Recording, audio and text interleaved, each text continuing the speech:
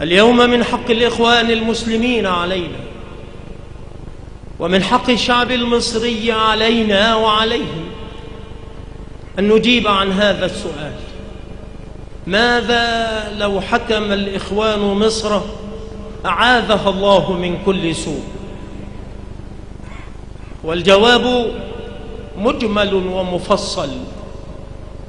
فأما المجمل فهو أن تصير جمهورية مصر العربية جمهورية مصر الإخوانية. وأما المفصل فأولا أن يكون الرئيس الفعلي لمصر المرشد العام للإخوان المسلمين.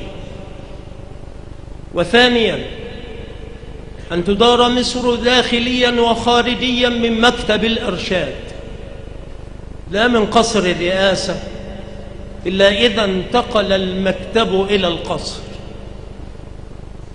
وثالثا أن تكون مصلحة الجماعة مقدمة على مصلحة مصر، ولن يكون ذلك إلا بحيلة نفسية تصور لهم أن مصر هي الجماعة، وأن الجماعة هي مصر، فمصر الجماعة والجماعة مصر. ورابعا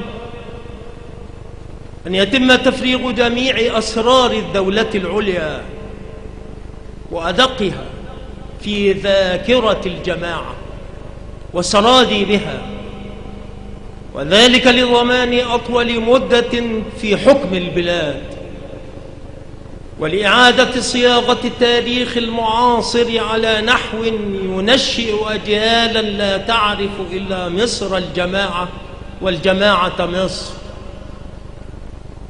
ورابعا أن تكون التقية قاعدة السياسة الداخلية والخارجية. والتقية هي أن تقول شيئا وتضمر غيره، وتدعي أمرا وتفعل سواه.